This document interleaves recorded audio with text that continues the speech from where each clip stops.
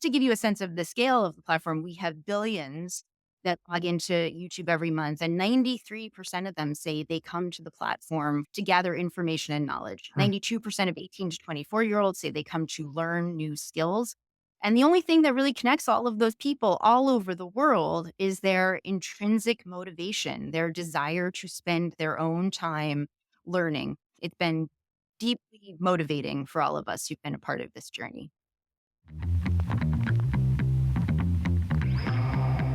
Welcome to EdTech Insiders, the top podcast covering the education technology industry. From funding rounds to impact to AI developments across early childhood, K-12, higher ed, and work, you'll find it all here at EdTech Insiders. Remember to subscribe to the pod, check out our newsletter, and also our event calendar. And to go deeper, check out EdTech Insiders Plus, where you can get premium content, access to our WhatsApp channel, early access to events, and back channel insights from Alex and Ben. Hope you enjoyed today's pod.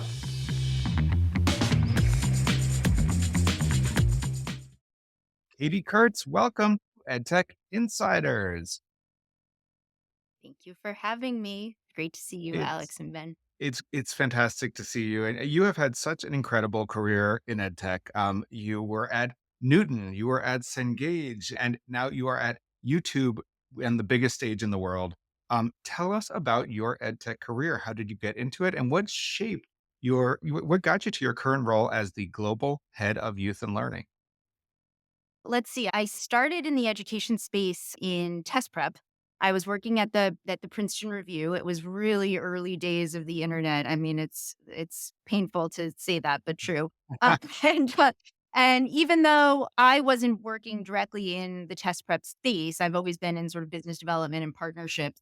It was such an interesting environment for really thinking about the user and the learner at the center. It became this I think, incredible incubator for everything that was going to happen later in the digital transformation of education around really putting the learner at the center. Because when it came to test prep, you just cared about you didn't care about the teacher, you didn't care about the faculty, you didn't care about the administration, you just cared about the learner and their engagement and then measuring their success and their outcomes. So it was a great breeding ground for how to think differently. And my work there was always around the intersection of technology and engagement and how to meet learners where they were. So I would do things like create a series of iPhone apps. And this was before there was an education part of the app store. But create iPhone apps that were designed to be like mini games that you could play to test your vocabulary when you were on the subway or the bus. Anyway, I left. I spent quite a bit of time at the Princeton Review. I left to join Knewton, an early adapter, an early pioneer of adaptive learning, where I had the pleasure of working very closely with you, Alex, on one of my most favorite projects, the Knewton Math Readiness course that we did for Yes. ASU. I left Knewton. I went to Cengage, where I was heading up the higher ed sales team for a while, and then I went back to work with my old boss, John Katzman, at Noodle Partners, the chief product officer, before ending up here at YouTube as part of really the first ever dedicated team with the task of building the first ever dedicated team to support the learning use case. And so even though my journey has always been around that intersection of technology and user engagement and improving outcomes, the scale Yeah. and the engagement of this platform is really mind-boggling. And I've really never been more inspired by any of my work in education than what I've seen here. And just to give you a sense of the scale of the platform, we have billions that log into YouTube every month, and 93% of them say they come to the platform to gather information and knowledge. Hmm. 92% of 18 to 24-year-olds say they come to learn new skills. And the only thing that really connects all of those people all over the world is their intrinsic motivation, their desire to spend their own time learning. And it's been deeply motivating for all of us who've been a part of this journey. Yeah, I often say that Google, including YouTube, is the largest edtech company in the world. And it's often a rounding error for Google in terms of the edtech tools and properties. But I really will say YouTube has embraced this role as a place where one can learn anything. There's self-directed learning that you just talked about, but also this idea of peer-to-peer sharing and communal learning and social learning. And so it's really been incredible to see that organically happen. And now there's a big push with AI to really connect the dots across this incredible ecosystem. Can you talk a little bit about the tools and features that YouTube is leaning into to really make the learning experience higher quality or better for the end users? And how do you see YouTube playing into a larger Google strategy to support learning? Yeah. Yeah, it's a great question. I will say that I even though I joined to be a part of the first, to really build out that team that was gonna for the first time put a little bit of intentionality around this, it had been this incredibly organic, beloved Mhm. user experience on the platform. But a lot of it had happened organically. And so even though I joined the team to be a part of building that, it took me a while to recognize YouTube as one of the world's largest learning platforms. It wasn't really until I was working at Cengage when I was working on with the higher ed sales team, and I was on college campuses every week, maybe 3 days a week, and I'd always try to talk to students on campus, and I would always ask them, like, "What do you do on the first day of class?" Expecting to hear answers like, "Well, I, get the syllabus, and then I go to the library to see what used books I can buy," and, but they would almost to a person say, "I go to YouTube to find creators in the content that are gonna help me be successful in this course." And that always stuck with me that we really think about YouTube Learning as this sort of just in time. A lot of people think about it as like, I need a tutorial to help me fix something in my house. And that is Mhm. absolutely a very true use case. And all of us, I think, have had it at one point or another. But there are a lot of people who are coming to YouTube to learn in a much more goal oriented Yeah. way. And that's where we've really been leaning into what are the features that can help support that learning journey when you aren't looking to do something just in time, but you need to actually help supplement what's happening. Maybe it's learning for work, maybe it's learning for school, maybe it's just learning for life, but it's something that you have a desire to go further in. And so that's really been our guiding mission is how can we empower these billions of learners to go further by breaking down barriers to high impact learning experiences. So we've started with what makes for a great learning experience. And oftentimes that is the ability to find the right content at the right time for what you need. But it's also, not a passive viewing experience. And so the one of the things that we've been really focusing on is how do we think about making that a more active experience? How do we give a learner who's in a learning journey a little bit of a sense of progress, a little bit of a sense of testing their own knowledge. Where are they in their journey? And so we've introduced a lot of features to help support that use case. We've introduced things like quizzes that allow you to get a little bit of immediate feedback on how you're actually doing. We've introduced with AI, we've introduced something called real time concepts. We found that a lot of learners, when they were in academic videos, would pause because they needed to stop and get more information that was outside of just the Mm. video. So that's not a great user experience. We decided to bring that information right to them so that it didn't break their flow. They can get more information that corresponds to the video that they're in. We've introduced a conversational tutor, which acts as a kind of Socratic method to help you not give you the answer, but to help you unpack what it is that you might need to master that concept. We've introduced courses which allow for multi-session learning journeys that start with, here are the defined objectives and learning outcomes of this experience. And then here are some um, tools and progress bars and celebrations and milestone markers along the way that can help you progress through that. Courses is exciting to us in particular because it's the first time that we have allowed to have attachments that can support that learning use case. So when you're in a course, you can have a corresponding lesson plan or worksheets. And we found that users, when they are in a course, they rate those courses with these attachments higher in satisfaction than those without, which we feel like is a great signal that we're on the right path, that users want these higher impact learning experiences. What's so exciting about hearing that suite of features you just named is that they're all really well aligned to the learning science, right? The testing effect. We know that quizzing and and retrieval supports learning. We know that pre-teaching, getting the concepts earlier and learning them in advance and sort of knowing what you're going to do is helpful, as is just-in-time support, like the key concepts being brought up when you pause the video. And you know, everything is actually rooted in in learning science. I think part of that comes from your background in test prep and education. Um, one thing that is so interesting about YouTube is it's you just mentioned these amazing stats. It's clearly the sort of go-to place for informal learning, and I don't necessarily mean informal learning like fixing the sink. Informal learning like learning that is not credentialed. But it also ties very nicely into credentialed education. You mentioned people do it to study for assessments. They do it to get through college classes. But you've also done some programs to actually help people earn college credit through their YouTube usage. Can you tell us about that? That's a really interesting sort of leap for the YouTube educational environment. It is, and it's exciting. It's a project that I think is near and dear to many of us who have often thought about equity and access in education, and the barrier to entry in higher education is something that a lot of us have spent a lot of time trying to. I know that this is something that you both care about deeply as well.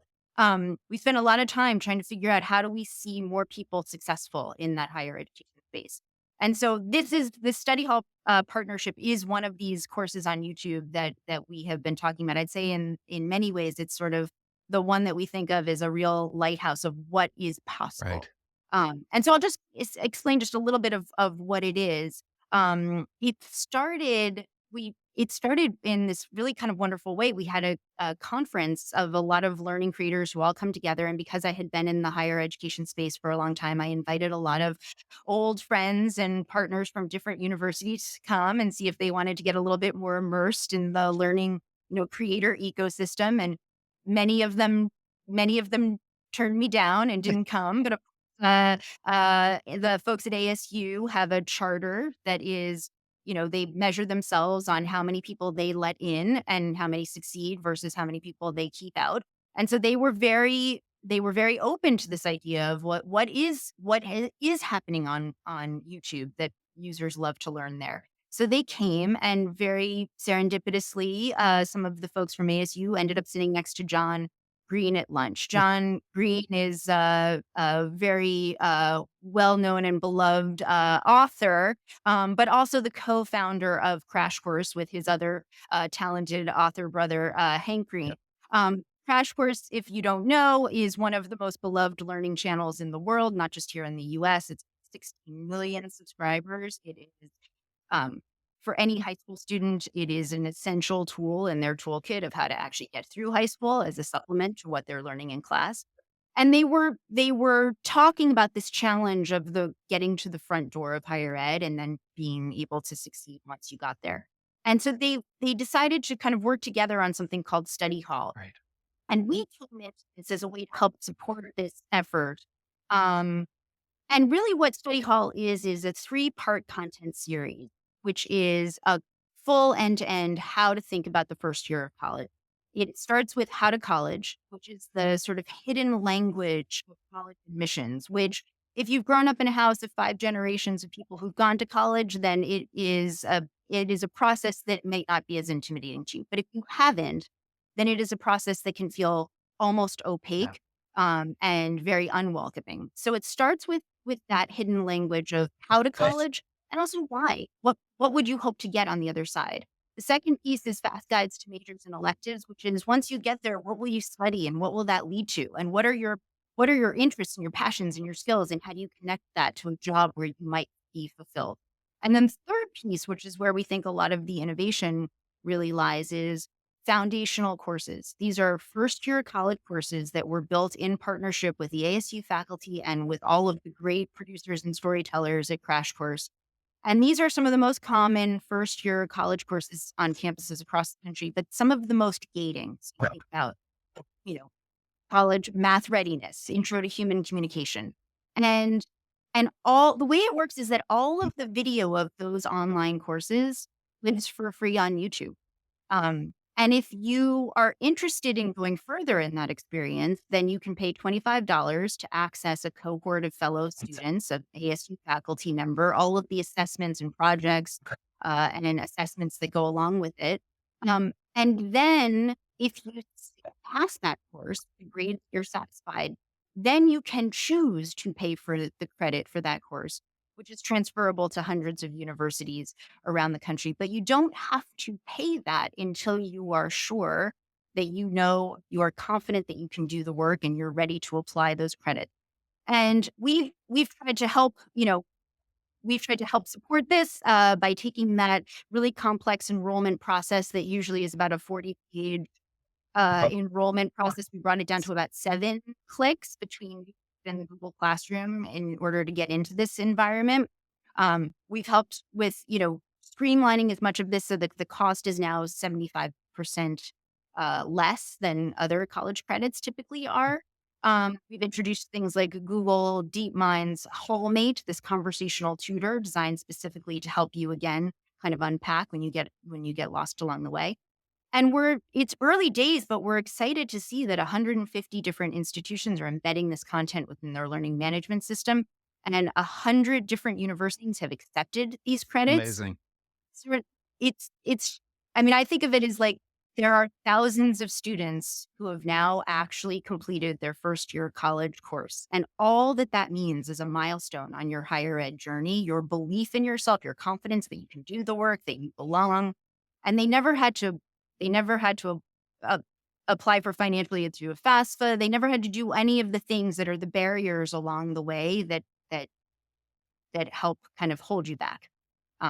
Anyway, we're really excited about it because we think there's the possibility that this is a model that could be extended to lots of Oh different use yeah. cases.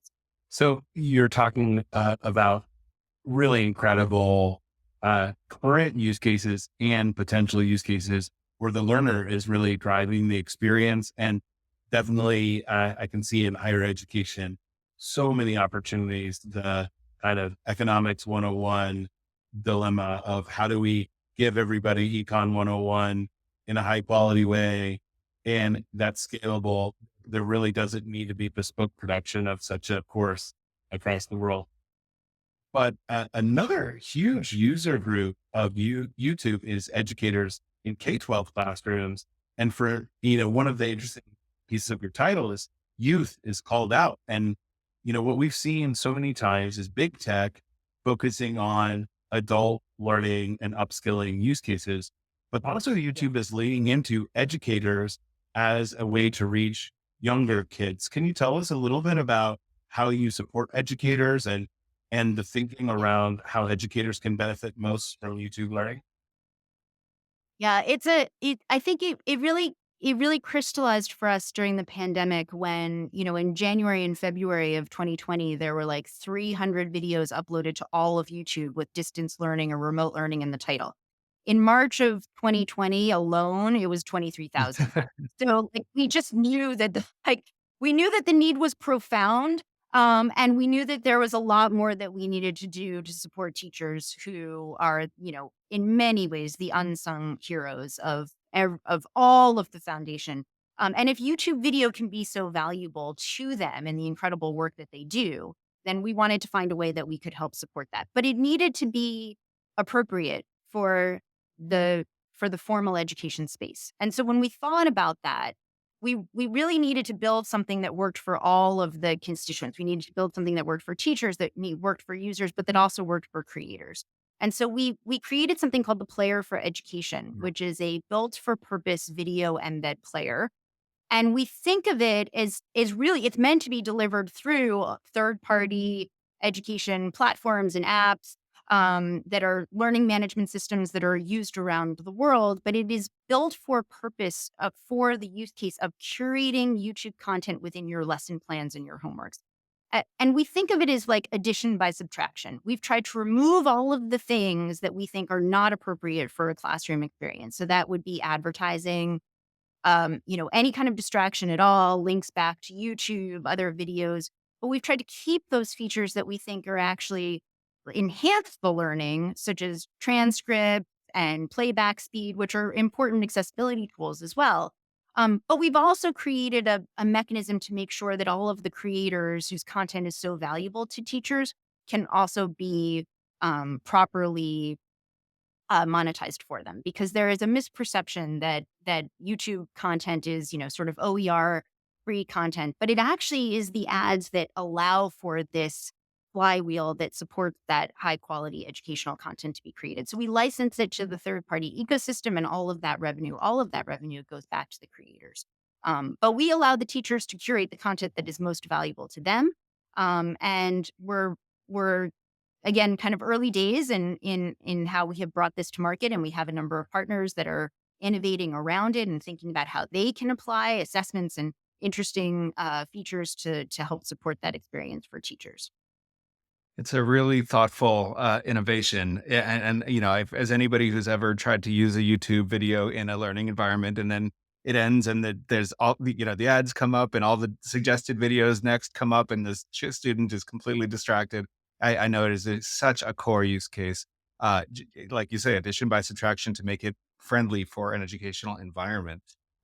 Really powerful. You mentioned Hallmate as one way in which you're incorporating AI into the YouTube education, suite of services. But given the moment, given how seriously Google is taking AI, how quickly it's integrating AI into all of its product lines, from mail to docs to the phones to everything, I imagine that YouTube is thinking a whole lot about AI, and hopefully about AI in the educational use case. What do you think is going to change in the next few years um, around education on YouTube because of the innovations we've seen with generative AI? It's such a great question, and I can only even begin to imagine what can be unlocked. Um, I think what I'll say is we've already started with a number of experiments that we are doing in a very, they're incredibly exciting, but they're also incredibly thoughtful, and Mhm. they're small, and we are testing and we're iterating and we're trying to see what actually moves the needle in terms of outcomes. And so I'm really quite pleased with the way that we are introducing AI. We're following, as we always do, like, respect the user and put them in the beginning, in the first place where we start. Like, what are the problems that we can solve with AI that are going to meet user Mm. needs? And so that's why you're seeing things like real time concept. That was a problem that we could see very Right. clearly. Like, students are interrupting their own flow, and we can help improve that. Creating a more interactive experience. That's why we've introduced conversational AI tutor as a way to help create a sense of interactivity and to help get you unstuck without giving you the answer. But I'll also say that in many ways, machine learning has been a huge part of YouTube for a very, very Oh long yeah. time. It's the reason why we can deliver the right content to you at the right time. It's the reason why we can create a transcript of the video. It's the reason why we now having, very sophisticated dubbing techniques. So we've always been comfortable in that space of machine learning. But we'll continue to follow our mission, empower billions to go further by breaking down barriers to high impact learning experiences and using AI where we think that we can create that bridge to a higher impact experience. I'll give you one example that we're pretty excited about, which is Dan Schiffman is a wonderful NYU professor with a fabulous channel called The Coding Train. And he's been working with our team here, with some of our Google teams, on something called ShiftBot, which is a Chrome extension that is a conversational tutor that is based on Dan's voice. So that Dan is actually the person who is helping you when you're working alongside his video, and it was very much rooted in the challenge that he sees when people are learning coding for the first time. There is a need to ask questions, and so already the engagement we're seeing on ShiftBot is incredibly exciting, but it's small, thoughtful. I think we'll continue to look for the places where there are problems to solve, and we will add those solutions as we think are going to actually move the needle. This is so awesome. It's like we could talk all day about the opportunities going forward for YouTube. I think just as we wrap, one major takeaway is we're so grateful that there's someone like you in the beast of YouTube because just like any great product, when you find product market fit by chance, it turns out YouTube is the world's largest learning platform. You've got to bring the right leaders in to nurture it and reach its full potential for everyone. And it's just so heartwarming to know that you're working on this and you're bringing all of your expertise in this space. So on behalf of EdTech Insider community and family everywhere, thank you for your service. Also, the old Spider-Man adage goes, with great power comes great responsibility. So we're going to be cheering for you, and our hopes are very, very high. Well, that is so kind of you to say, but also I would like to make sure that I am just representing a really impassioned team here of a lot of people across YouTube who care so deeply about this. And so we will take those well wishes, and we will try to do you proud. Wonderful. Well, if there are new announcements or launches, please let us know, because our audience, if they want to hear about what's new in EdTech, they come to EdTech Insiders. Thank you so much for joining us today. Katie Kurtz Thank is you. the Managing Director and Global Head of Youth and Learning at YouTube. Thank you so much, Katie, for being here with us. Bye, Katie. Thanks for listening to this episode of EdTech Insiders. If you like the podcast, remember to rate it and share it with others in the EdTech community. For those who want even more EdTech Insider, subscribe to the free EdTech Insiders newsletter on Substack.